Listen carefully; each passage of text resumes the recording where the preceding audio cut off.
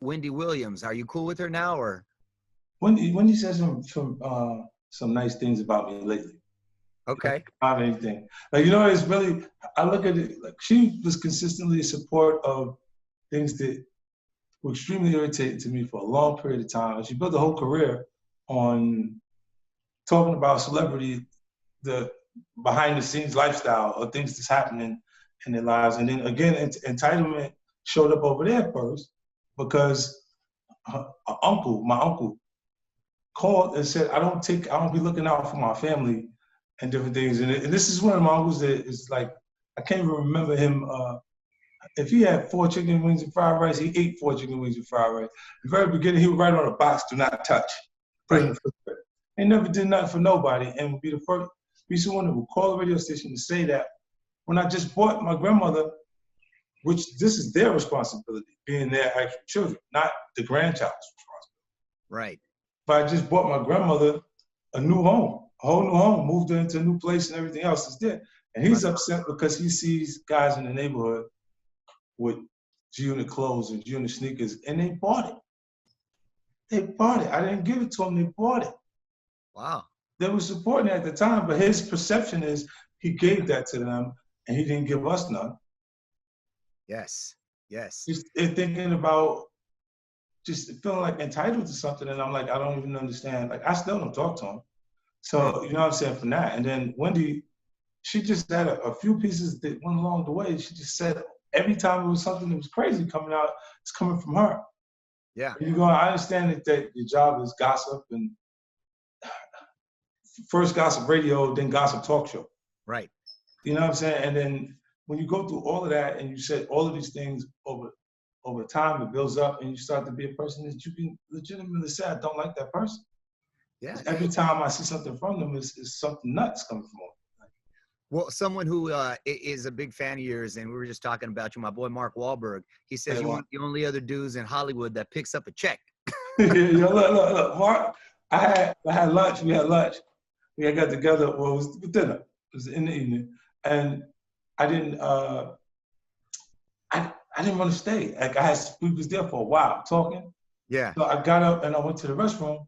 And then when I went to the restroom, I called the waiter over and I said, I want to take care of the check. So I took care of the actual bill and I come back.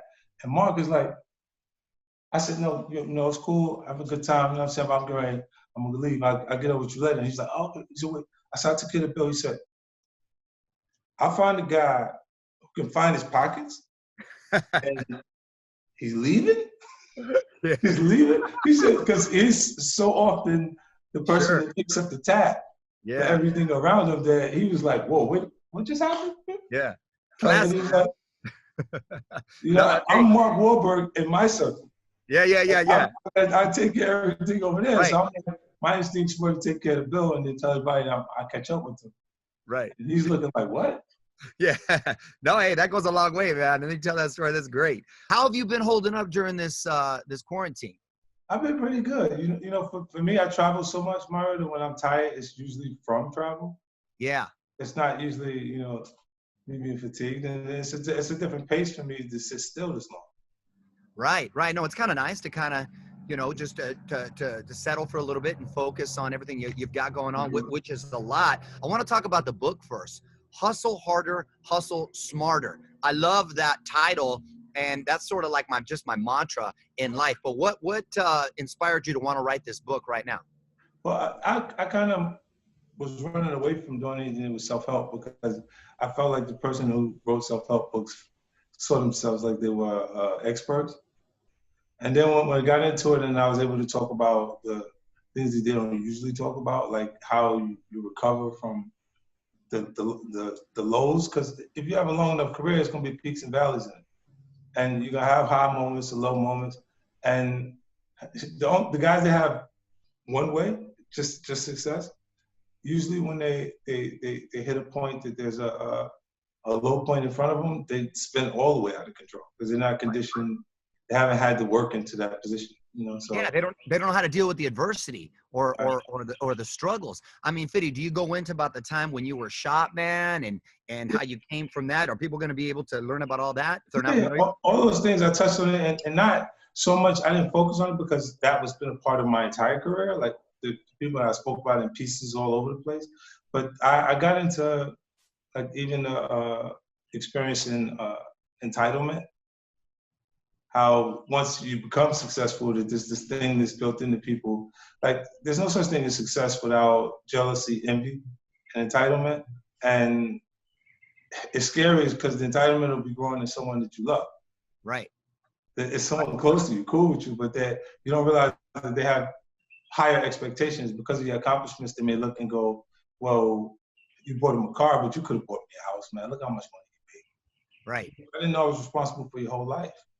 Exactly. I mean, don't you think it's a little bit of a tough sort of struggle where like you want to, obviously you want to succeed and make it kind of out of where you came from, but at the same time, sometimes it's your own people, your people from your same neighborhood that want to almost kind of bring you down. It's a tough thing, right? Because I go back, I want to help out my community and not forget where I came from, but at the same time, you got a lot of those people that they want you to do well, but not too well.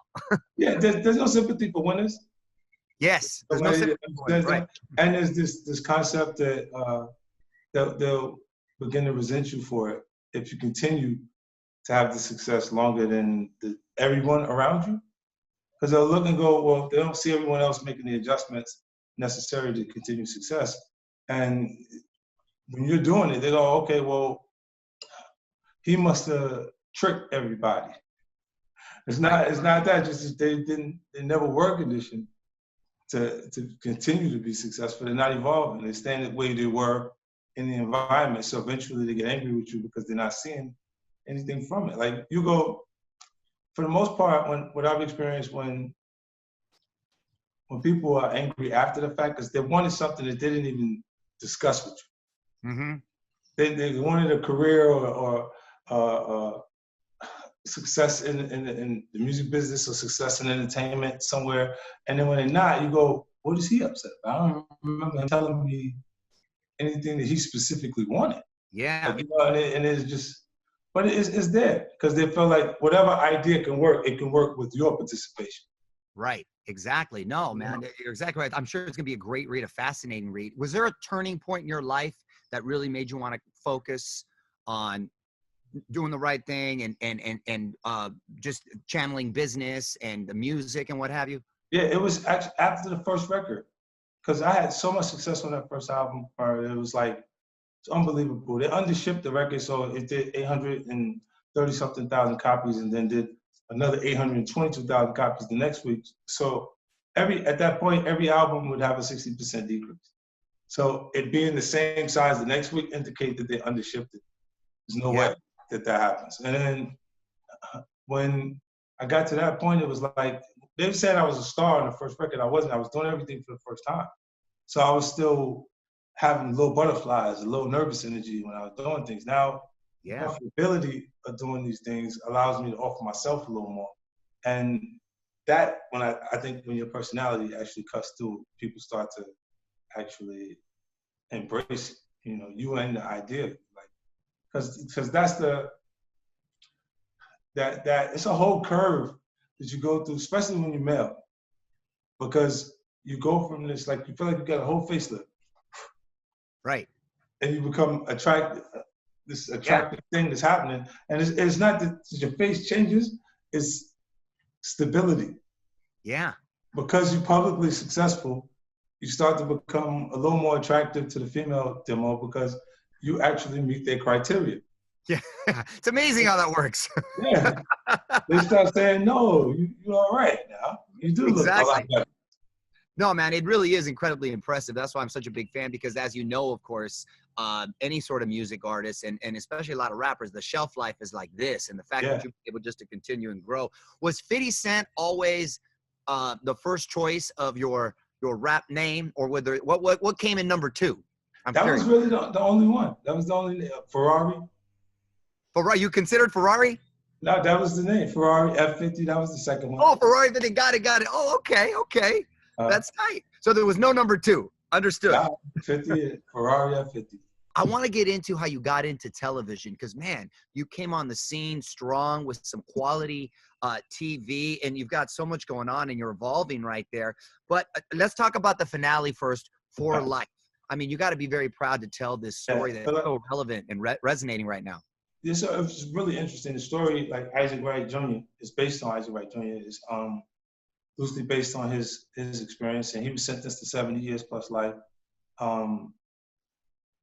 Ended up studying law while incarcerated and became a prison rep in the facility. So he was in the system within the system. He was an already representation of a lot of inmates. You know, they get infractions and they got to go to the box or go different things. So he did that, and then managed to fight his way out of actual jail.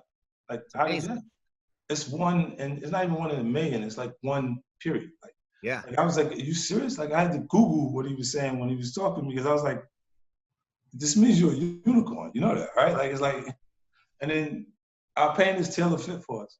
So there's experiences that may be, they may look at you like you're tough because you went through something. That's tough to me. Like that was an experience that being sentenced and you being able to believe in something, believe in your ability to do something with nothing around to support it. People who usually believe in themselves passionately, that have nothing to support it, are usually looked at like crazy people, because the public would look and go, "That person's crazy. Why does he think that that's like going to be that good? Like, or you're going to be able to do that?" And for him to do that is interesting to me. I feel like it gives him he falls in a slot with me with people that when you see success, when you can't see failure, you can find a way to success. You know, and that's what he actually were able to do in that scenario. So I believe in that, because like people who have success, sometimes you see them repeatedly have success. Right. It's because after it's happened the first time, the first time is the big one. Yep. That success that moves you into a more comfortable environment and new space, and then you're looking at the next project and the next project.